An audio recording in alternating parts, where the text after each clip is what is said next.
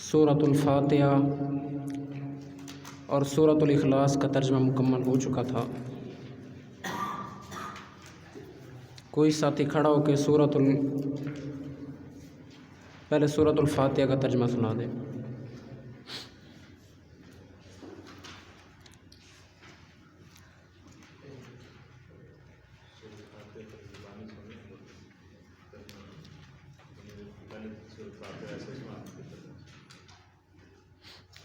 کوئی ساتھی کھڑا ہو جائے، سورہ فاتحہ سنا کے پھر اس کا ترجمہ بھی ساتھ کر دے۔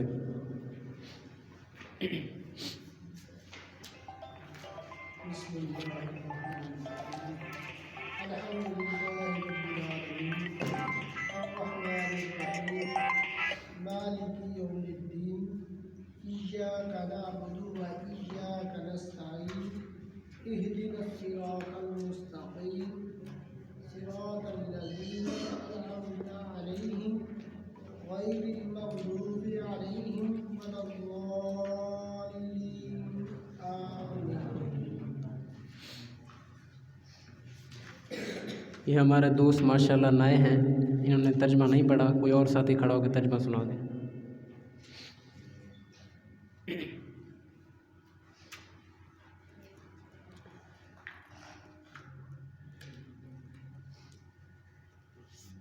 عبداللہ آپ کھڑے ہو جائیں بھائی۔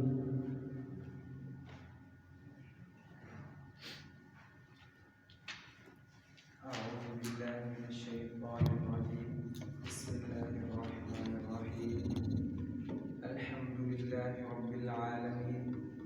تمام تعریفیں اللہ کے لیے جو مہربان و کرم ہے۔ الرحمن الرحیم جو مہربان اور نہایت رحم کرنے والا ہے۔ مالک یوم الدین جو مالک ہے قیامت کے دن کا۔ ایاک نعبد و ایاک نستعین ہم اسی کی عبادت کرتے ہیں اور اسی کی طرف لوٹ کر جانا ہے۔ اہدنا الصراط المستقیم ہمیں دکھا سیدھا راستہ۔ ایاک نعبد ایاک نعبد ہم صرف تیری ہی عبادت کرتے ہیں۔ و ایاک نستعین اور تیری طرف لوٹ کر جانا، تجھ سے مدد مانگتے ہیں۔ اہدنا الصراط المستقیم تو دکھا ہمیں سیدھا راستہ۔ صراط الذین انعمت علیہم ان لوگوں کا راستہ جن پر تیرا انعام ہوا۔ غیر المغضوب علیہم ولا الضالین نہ کہ ان لوگوں کا جن پر تیرا غضب نازل ہوا اور وہ گمراہ ہوئے۔ یہاں پر حافظ صاحب نے بھی تصحیح فرمائی تھی، غیر المغضوب علیہم ولا الضالین، ان دونوں سے مراد ایک ہی گروہ ہے۔ ان لوگوں کا راستہ دکھا جن پر تیرا انعام ہوا اور وہ گمراہ اور ان پر تیرا غضب نہیں نازل کیا گیا۔ کوئی ان اسٹوڈنٹس میں سے جو علمہ میں پڑھتے ہیں یا کوئی دیگر ساتھی ماشاءاللہ کھڑا ہو جائے۔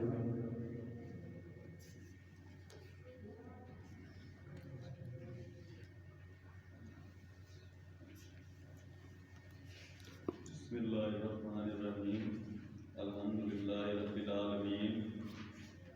تمام تعریفیں اللہ کے لیے جو تمام جہانوں کا پالنے والا ہے۔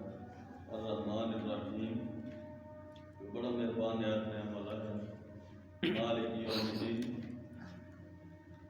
روز جزا کا مالک ہے۔ ایاک نعبد و ایاک نستعین ہم تیری ہی بات کرتے ہیں اور تجھی سے مدد چاہتے ہیں۔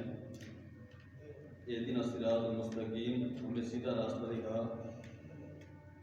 صراط الذین انعمت علیہم ان لوگوں کا راستہ جن پر تیرا انعام ہوا۔ غیر المغضوب علیہم ولا الضالین نہ کہ ان لوگوں کا جن پر تیرا غضب ہوا نہ گمراہ ہوا۔ جزاک اللہ، بارک اللہ فیک۔ کوئی اور ساتھی کھڑا ہو جائے، سورۃ الاخلاص کا ترجمہ سنائیں۔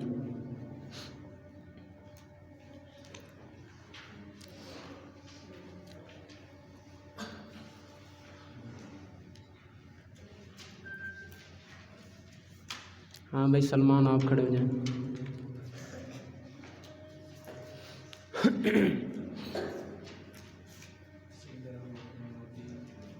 کہہ دیجیے اللہ ایک ہے، اللہ الصمد، اللہ بے نیاز ہے، لم یلد ولم یولد، نہ اس کی کوئی اولاد ہے اور نہ وہ کسی سے جنا گیا ہے، ولم یکن لہ کفوا احد، اور اس کا کوئی ہمسر نہیں۔ کوئی اور ساتھی؟ بسم اللہ الرحمن الرحیم، قل هو اللہ احد اللہ الصمد لم یلد ولم یولد ولم یکن لہ کفوا احد۔ کہہ دو اللہ ایک ہے، قل هو اللہ، کہہ دو اللہ ایک ہے، اللہ الصمد، اللہ بے نیاز ہے، لم یلد نہ کسی کا بیٹا، ولم یولد نہ کسی کا بیٹا، ولم یکن لہ، ولم یکن لہ کفوا احد، اس کا کوئی ہمسر نہیں۔ ماشاء اللہ۔ تو آج ہم انشاءاللہ سورۃ الناس پڑھیں گے۔ پہلے ایک مرتبہ ویسے پڑھ لیتے ہیں تاکہ جن ساتھیوں کو ویسے پڑھنا نہیں آتی تو وہ ایک مرتبہ انشاءاللہ میرے ساتھ پڑھیں۔ قل اعوذ برب الناس ملک الناس الہ الناس من شر الوسواس الخناس الذي يوسوس في صدور الناس من الجنة والناس۔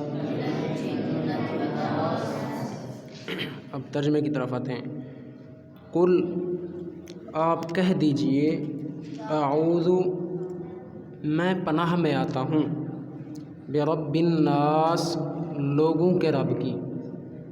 کہہ دیجئے میں پناہ میں آتا ہوں لوگوں کے رب کی۔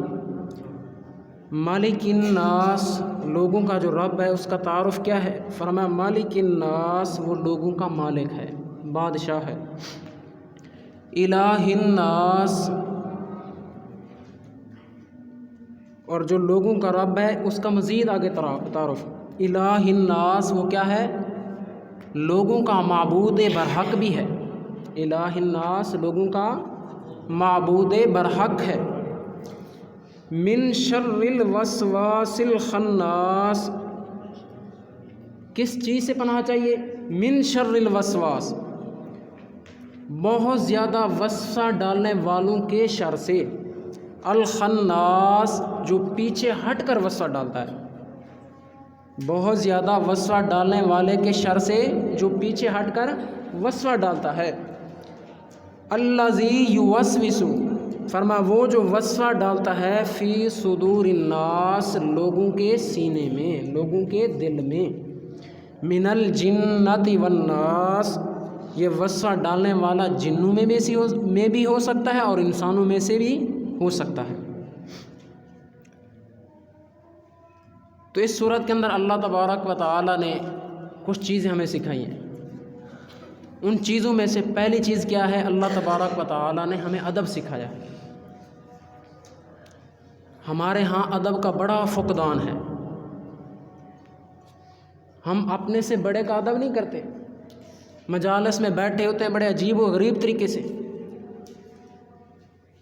اللہ تبارک و تعالی نے لوگوں کو ادب سکھایا ہے۔ کیسے؟ اللہ تبارک و تعالی نے اپنے ساتھ لوگوں کی نسبت فرمائی ہے۔ قل اعوذ برب الناس، لوگوں کا رب، آگے پھر مالک الناس، لوگوں کا مالک، الہ الناس، لوگوں کا الہ۔ دنیا کے اندر بھی یہ قاعدہ اصول ہے، اگر کسی انسان کو کہہ دیا جائے نا یار آپ کا بیٹا بڑا اچھا ہے، وہ بڑا خوش ہو جاتا ہے، میرے بیٹے کی تعریف کی ایسے۔ جب ہم اللہ تبارک و تعالیٰ کو پکارتے ہیں، اللہ نے ادب یہ سکھایا ہے کہ کون؟ قل اعوذ برب الناس، لوگوں کا رب۔ ہم سب کا رب کون ہے؟ اللہ تبارک و تعالیٰ۔ اور دوسرا پناہ، یہ کیا چیز ہے؟ انسان کے اوپر جب بھی کوئی مصیبت پڑتی ہے، تکالیف آتی ہیں، تو انسان ڈھونڈتا ہے کسی ایسے کا سہارا جس کے ذریعے سے وہ اس مصیبت سے بچ جائے۔ میرے تعلقات جہاں تک ہیں میں اپنے تعلقات استعمال کرتا ہوں کہ میرے اوپر فلاں مصیبت پڑی ہے، حافظ صاحب پھر اس سے آگے جہاں تک میں جا سکتا ہوں میں جاؤں گا۔ لیکن جب میں ہر طرف سے نا امید ہو جاتا ہوں تو پھر کس کو پکارتا ہوں؟ اللہ تبارک و تعالیٰ کو۔ تو اس صورت کے اندر بھی اللہ تبارک و تعالیٰ نے یہی چیز ہمیں سکھائی ہے۔ فرمایا قل اعوذ برب الناس، کہہ دیجئے کہ میں پناہ میں آتا ہوں لوگوں کے رب کی۔ اللہ تبارک و تعالیٰ نے انسانوں کی اپنے ساتھ نسبت فرمائی ہے۔ فرمایا مالک الناس، وہ اللہ کون ہے، وہ رب کون ہے جو لوگوں کا مالک ہے، بادشاہ ہے۔ الہ الناس، فرمایا جو لوگوں کا معبود برحق ہے۔ دنیا کے اندر لوگوں نے بے شمار معبود بنا رکھے، لیکن معبود برحق کون ہے؟ صرف اور صرف اللہ تبارک و تعالیٰ۔ من شر الوسواس الخناس، وسوسہ ڈالنے والے کے شر سے جو پیچھے ہٹ کر وسوسہ ڈالتا ہے، یہ شیطان۔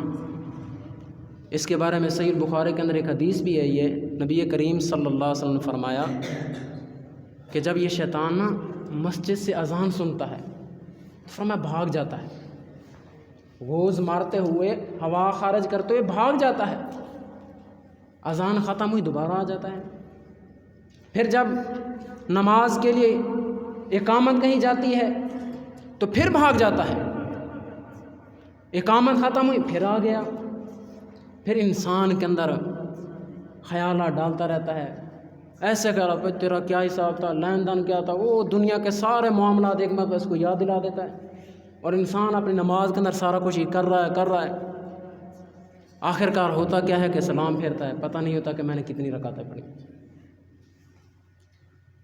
یہ شیطان، حالانکہ یہ شیطان ان ساری چیزوں پر انسان کو پر حاوی نہیں ہے، یہ انسان کے اندر اپنے ہی جو خیالات ہیں انہی خیالات کو شیطان دوبارہ سے پیدا کرتا ہے، ان کو اجاگر کرنے کی کوشش کرتا ہے، اور انسان اپنے ہی دل کے اپنے ہی خیالات کے بل بوتے پر یہ سارا کچھ کر جاتا ہے، اور آخر میں کیا کہتا ہے کہ میں نے کتنی رکعتیں پڑھی ہیں۔ تو فرمایا من شر الوسواس الخناس، اے اللہ میں پناہ میں آتا ہوں اس شیطان سے جو بار بار پیچھے ہٹ کر وسوسہ ڈالتا ہے، اذان ہوئی بھاگ گیا، نماز اقامت ہوئی پھر بھاگ گیا، پھر آ گیا۔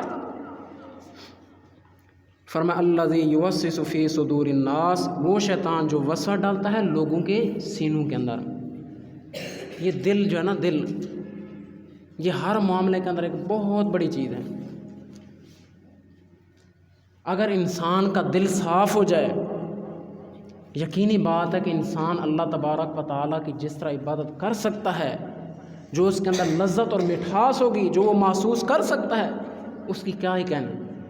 لیکن اگر انسان کا دل ہی صحیح نہیں ہے، یہاں پر شیطان کا نے اپنا بسیرا کیا ہوا ہے، اس کا مطلب یہ ہے کہ انسان جتنی مرضی عبادات ریاضیات کرتا جائے لیکن اس کو فائدہ نہیں ہوگا۔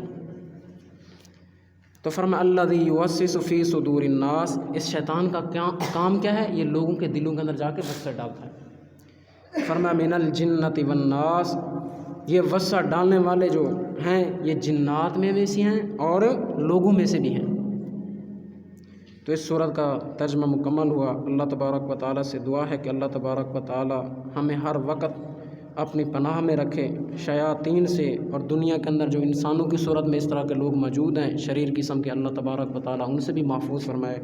اقول قولی ھذا باللہ توفیق۔